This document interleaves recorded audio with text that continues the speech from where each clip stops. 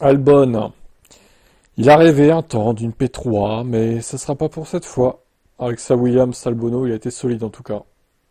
Je pense vraiment que, quoi qu'on en dise, P4 était à notre portée aujourd'hui. Si la voiture de sécurité n'était pas sortie à la fin, ça aurait été un P4. Si on prend l'incident de Charles, ça aurait été aussi un P4. Je vais pas dire que je suis déçu avec P5, et honnêtement, quand je regarde la bataille avec Charles, j'aurais fait la même chose à sa place. Je pense pas qu'il ait fait quelque chose de si fou. C'est juste quelqu'un qui essayait de garder sa position, évidemment. Je l'ai perdu face à Lewis, qui avait des meilleurs pneus. Juste en y pensant, je dois être meilleur et être un peu plus patient avec Charles, et voir si je peux l'avoir un peu plus tard. À ce moment de la course, honnêtement, je me sentais tellement bien. Je me disais, Oscar est devant sur les pneus chauds, je peux le poursuivre et peut-être obtenir P3. Donc ouais, toujours très content de la course.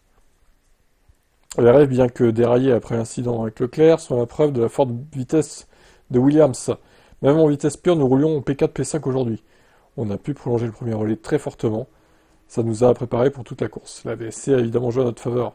Mais en même temps, tout le monde était plus ou moins coincé en deux arrêts.